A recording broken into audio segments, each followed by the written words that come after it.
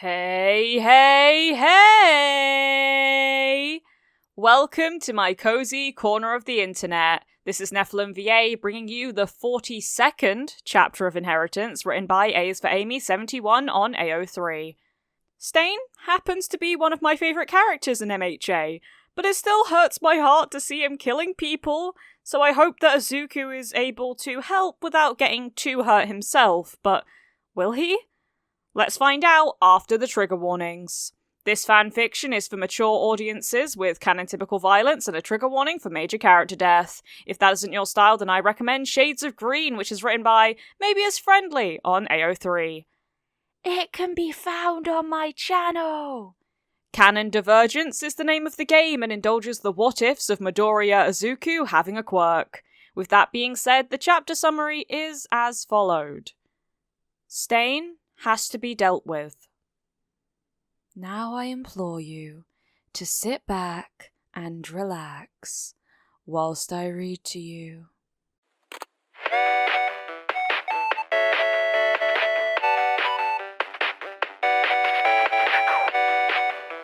Chapter 42. He shouted as he fell, not from fear, though there was plenty of that, but as a distraction. He landed near the man slumped against the wall and crouched. "Where did you come from?" the man with the sword demanded. "So many interruptions." "Get out of here, kid," the man on the wall told him without moving. "That's the hero killer. He cut me and now I can't move." He recognized this man as the hero called Native. Aside from apparent paralysis, he seemed relatively unharmed. There was a small gash in his arm, and no other visible wounds. "Don't worry, I'll get you out of here." Izuku eyed the man called Stain, and noted the spikes on the tips of his boots were stained red with blood, and the armor over Ida's right arm looked crushed.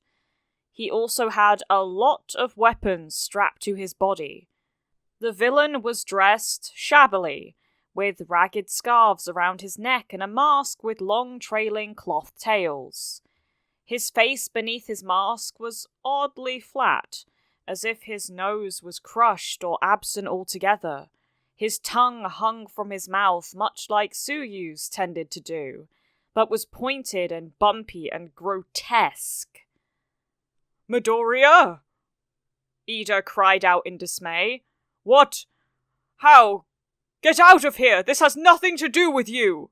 "Shut up, Ida," Izuku said harshly. "If all you're going to spout is nonsense, I'm going to save you.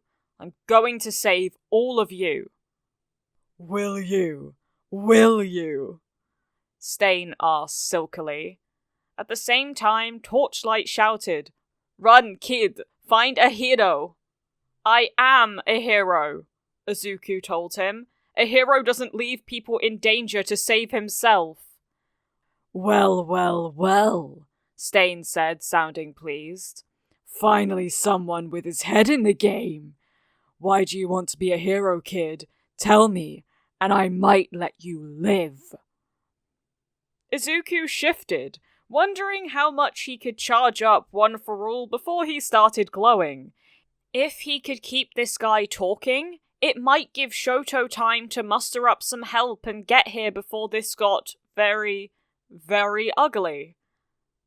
"The same reason as anyone else," Izuku said firmly. "To save people in trouble. Right now, that includes these 3 men." "If you could follow through on that, you'd be famous all over Japan," Stain fairly crooned. "Wouldn't you?" "How would I know?" Izuku asked in bewilderment. "What does it matter? Is that why you've been attacking heroes? To make a name for yourself? Are you working with Shigaraki now? Is that why the Nomu are destroying the city?" "Such an inquisitive boy," Stain said with a smile. "I'm not with that idiot, though I'll have to deal with him soon. No, I'm ridding the world of all these false idols. These heroes who only save people so they can have power over others. Or money or fame. Fakes. All of them." How are you any different? Izuku asked, starting to sweat as more and more time went by without any sign of help. You're sowing terror in people's lives and killing heroes. Based on what? Their desires? You're ridding the world of people willing to put their lives on the line every day. No matter why they do it, it still gets done, and people are safer for it. All Might is the only true hero out there, Stain declared, cutting Izuku off.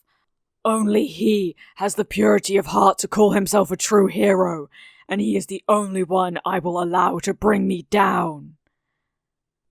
That's crazy, Izuku said, moving toward the side of the alley that would keep the downed hero safe from Stain's attention. Sure, All Might is the greatest, but there are a lot of Fine isn't good enough, Stain growled. Maybe you don't understand yet, because you're too pure yourself to understand the underlying greed in the hero community. That one there? He pointed to Native, slumped against the wall, who Izuku had already checked on. He was telling me about the fat paycheck he'd earned for taking me down. Izuku glanced at the hero, who was still not moving. And that one.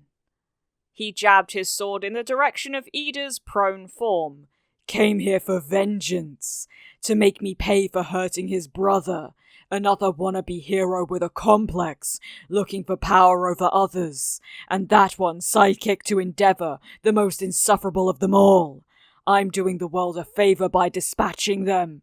You should cut your losses and get out of here.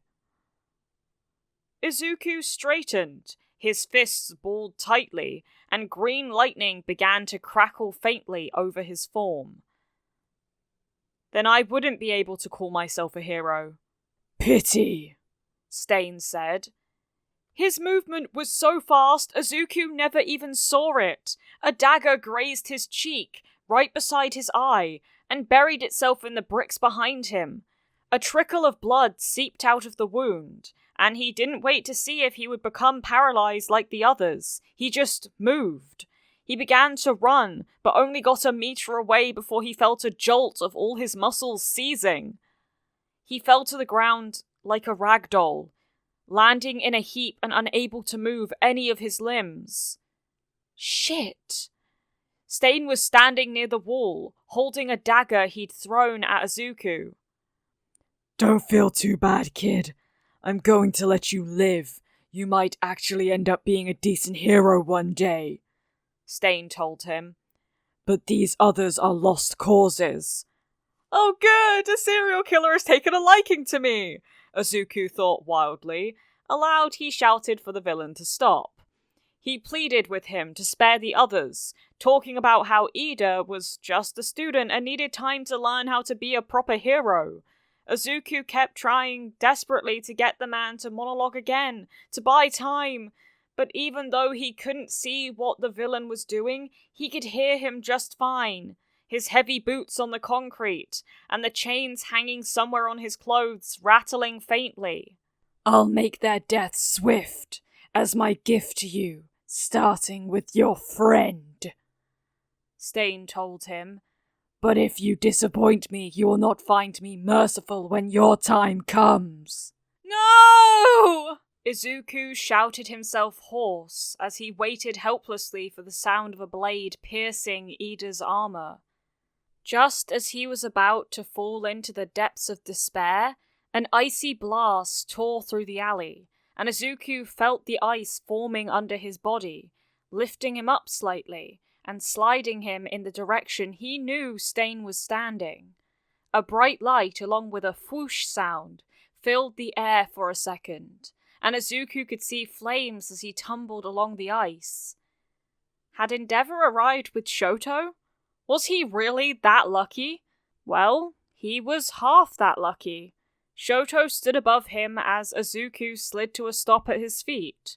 Stain had retreated backward, away from the flames and ice, facing the newest person on the scene. Izuku strained to look around to get his bearings, and saw part of Native's costume in his periphery, and could hear Ida close by his head. Todoroki! Ida was saying. Shoto! Izuku said. Both sides at once? I've been thinking about what you said, Shoto said quietly. I'm still not sure. You two shouldn't be here! Ida all but screamed at them, desperate tears in his eyes. I'm the one who has to do this. I inherited my brother's name. I'm Ingenium now. I never saw the Ingenium I know make a face like that, Todoroki told him coldly. You have to do what? Die in an alley? Do you think he'd want that?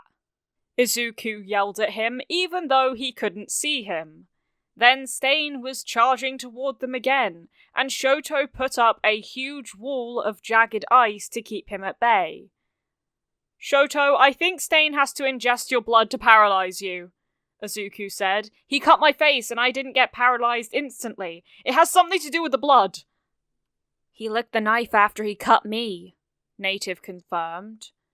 That explains all the blades, Shoto grunted as the two of them sliced away at the ice wall. I'll have to keep my distance. Even as he said it, a blade whizzed by, slicing Shoto's cheek open just below the scar around his eye. Shoto quickly put a ball of ice around the knife, so any blood on it was enveloped. Izuku could only stay where he had ended up, straining to move any part of his body while he listened to Shoto and Stain fight. Shoto tried to keep him talking, but Stain seemed to be ready, willing and able to talk while he wielded his blades. Another one who thinks of saving people before themselves, Stain was saying to Shoto. Though your father. Can the apple fall far from the tree? I'm nothing like my father, Shoto snarled. The air was filled with the chill and sounds of crackling ice being formed and cut down. Close one, Shoto breathed, barely loud enough for Izuku to hear. Maybe now they've got All Might teaching the next generation, there's some hope after all, Stain said. But this one had his chance and didn't take it. The sound of boots on crunching ice sent dread through Izuku like an electric shock, making him strain even harder. Obstructing your own view during a fight with an opponent who's faster than you is a terrible strategy, by the way, Stain criticized. You think so? There was more light, and the sound of more ice, and it was maddening to not be able to see what was going on. Izuku strained as hard as he could against the invisible bonds holding him, letting his fury grow.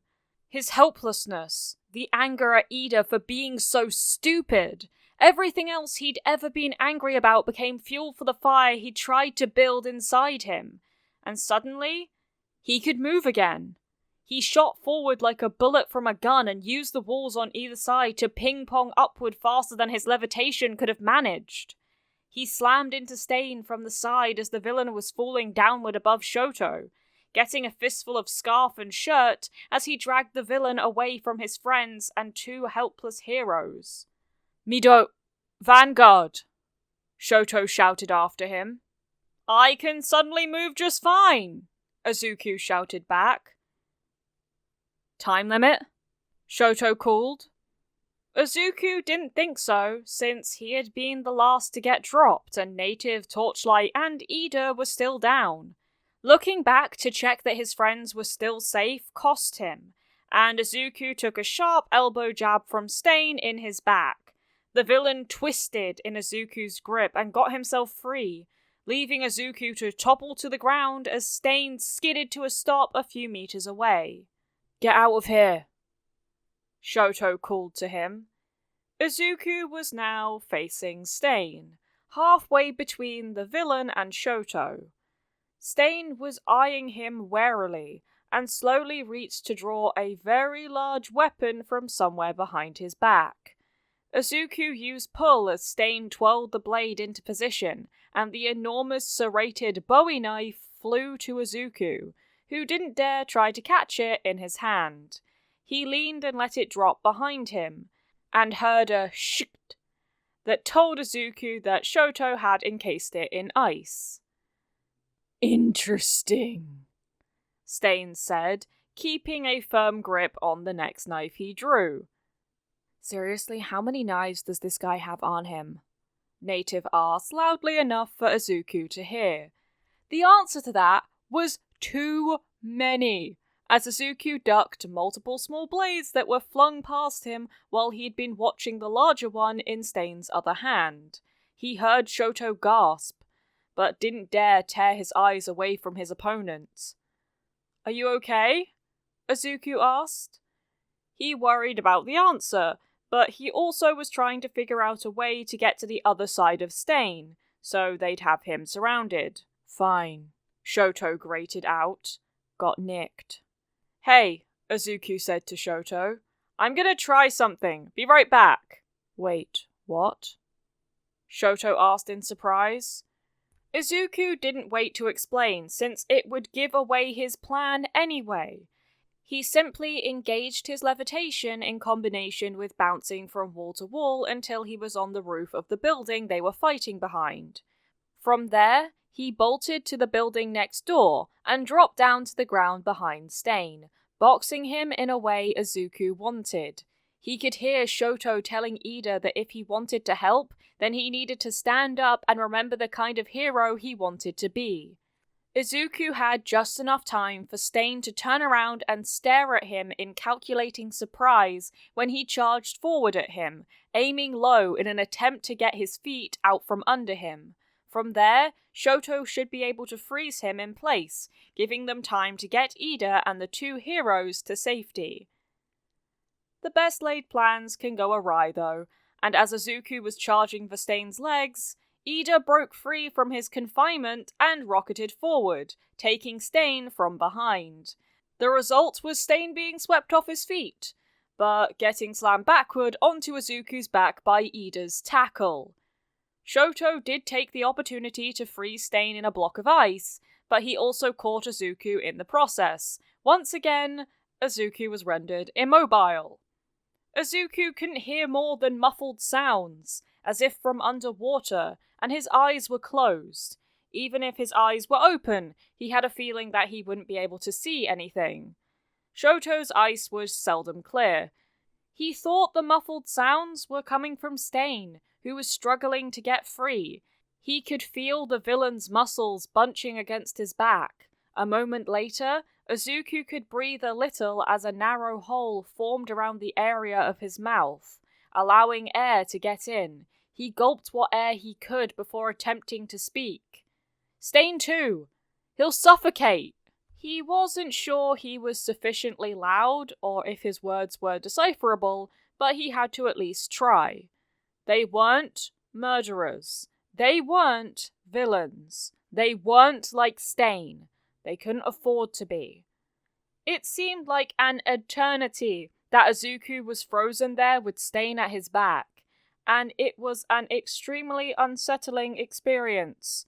The other man was clearly still conscious and struggling, and as long as that was true, Izuku was stuck there. He was shivering at first, and the cold became painful before long. His breathing was laboured because his ribs and chest were encased in ice, with only a little give where he was back to back with Stain. It was becoming slightly easier, as the ice around him melted from body heat generated by two people still caught in an adrenaline rush. Eventually, after a series of strange hissing and rumbling sounds, Stain went still above him. Izuku worried that he might be dead, and wondered if there was a corpse stuck in ice with him. He tried very hard to not have a panic attack as he tried to shout to get someone to tell him what was happening. Finally, Izuku could feel the ice melting around him at a rapid rate, and the weight of Stain's body being lifted off of him from above. "Midoriya!" Ida shouted at him. "Vanguard!" Izuku concentrated on drawing sufficient air into his lungs and trying to stop his teeth from chattering against each other as the shivering racked his entire body. "He's bleeding!" a voice said. "Get a first aid kit!" Izuku fumbled for his belt, but his fingers didn't want to cooperate to get his first aid kit from his pouch. "I can warm him up." Shoto said from close by. No, warming him up too quickly will be painful, Torchlight warned.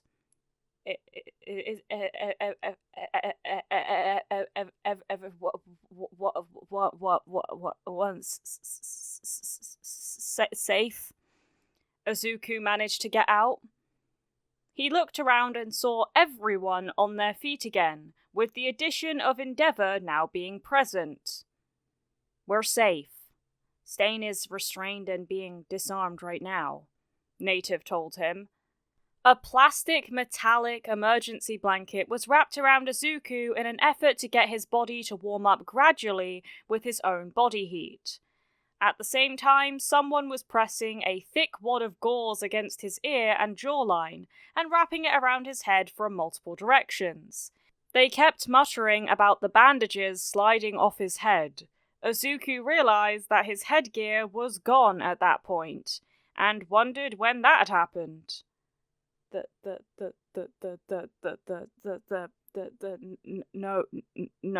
Nomus? Izuku asked. Still being contained, Endeavor told him. One's dead, but the other two are still out there. I got a call from Sir Night Eye about your situation and came looking for you. Go! Izuku told him, pointing to the entrance of the alley. Get them! He noted that Stain was lying on the ground face down, with restraining cords binding his hands and feet. He wasn't moving as Torchlight and Ida pulled blade after blade from his outfit. There are other heroes working on that, Native told him. You should rest. We'll get you to a hospital. Izuku tried to say. No! Endeavor, Shoto, and Ida said in unison over Izuku's voice. At least that much was going right. Thank you so much for watching this video. I appreciate all the support you've given me. Poor Izuku. He didn't deserve that. But at least he's not going to the hospital. I hope the beginnings of August have been treating you well.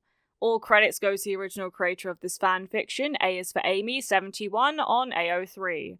I would highly appreciate it if you gave this video a like and you subscribe to the channel and you hit the notification bell to be notified of when I next upload.